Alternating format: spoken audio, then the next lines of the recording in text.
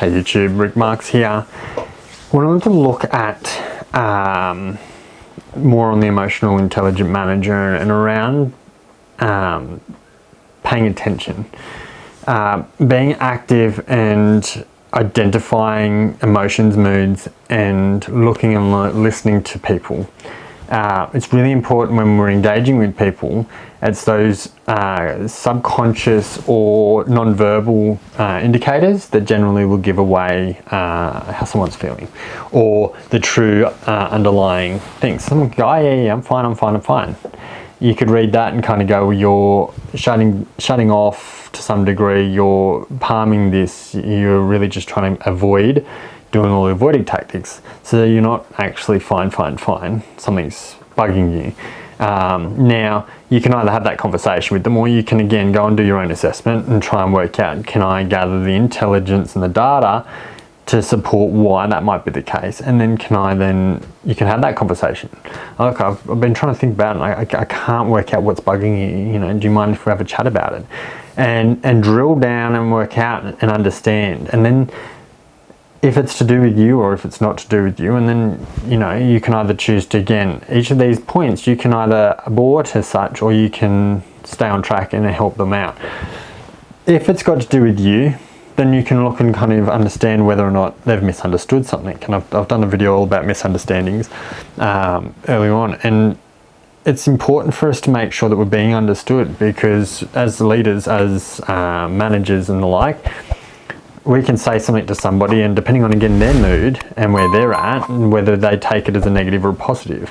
I've heard before where, people have been quite negative towards things, and somewhat like good news, it may not be the greatest news, but, they take the negative spin versus looking at it. And we call it optimism, we call it pessimism. There's lots of different terms everybody puts to different things. But it all essentially comes down to the fact that we take it in, and based on where we currently are at emotionally, to whether or not we read it as a positive or a negative, and so yeah, some of the cases used in the emotional intelligent manager talks about like somebody getting made redundant, and someone might look at that and go, oh, that must be really crap for you that you've been made redundant. On the other hand, they're actually quite happy, because this is kind of the universe's way of telling them, or God's way of telling them, or whatever they want to call it, because they were starting a side hustle, and they were, it was going so well and everything, and now it gives them that opportunity to go full time into it. And so for them, they see it as a good move as such, whereas others who are not seeing the whole picture or don't have those other bits of data are going, oh, you've just lost your job. Well, that's fine. That is a negative element of it, However, it's not all doom and gloom. So I guess it's looking for that bit of sunshine.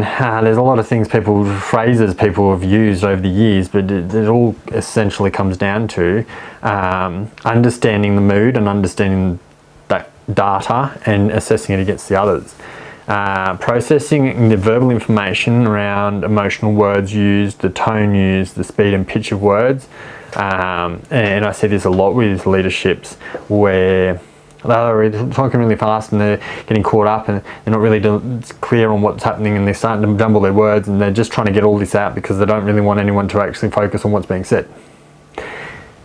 Versus, and so this can happen when management have had their hand forced or whatever, and this is where, again, it's important to do your practice, do a rehearsal, go through your notes. The biggest thing is not to read, and you'll know all my videos, I don't have a script written. I have notes, and I have dot points as such, I have talking points, but all the information that's coming out is raw as such. So it's not scripted. I can give you guys the emotion, I can give the engagement, essentially, as much engagement as I can with the camera. However, yeah, I've heard it all before where if you've seen Fun with Dick and Jane, the movie, it is quite hilarious, because he's essentially given a script thrown in front of a group of reporters and had to go by it. Meanwhile, the company in the background is crashing and burning, and he's been thrown in the deep end. if you haven't seen the movie, it's a good one to see as a leader, and it helps us to gain that understanding that sometimes we are thrown in the deep end, but how do you navigate that?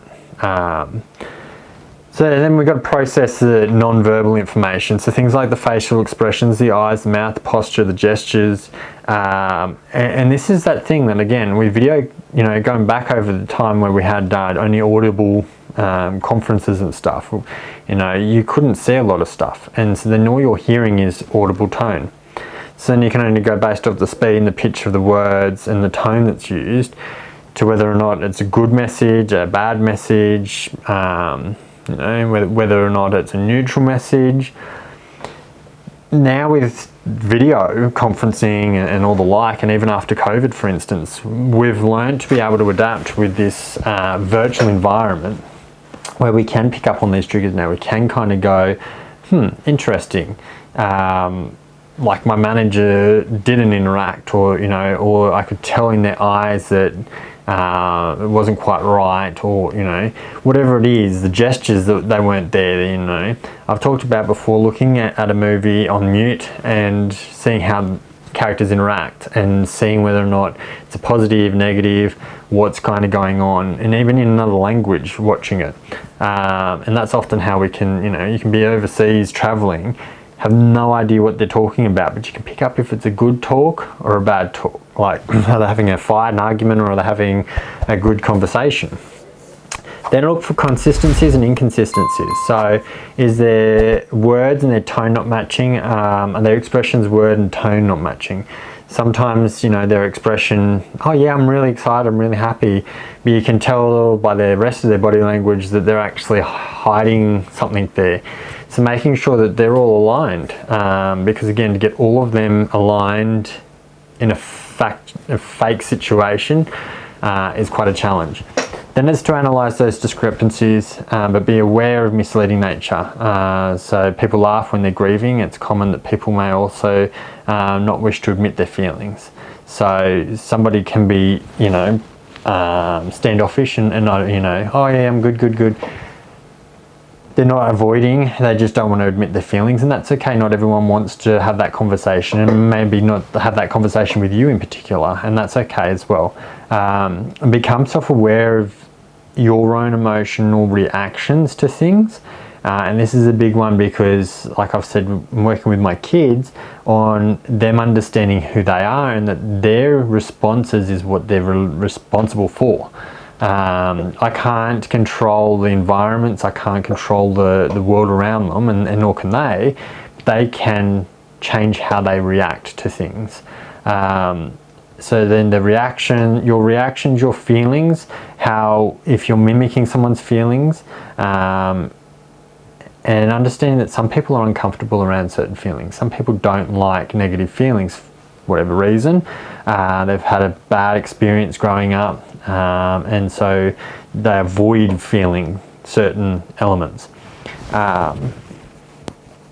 And you can always use things like the language of, like, you seem, when you're talking to other people, oh, you seem upset, is everything okay?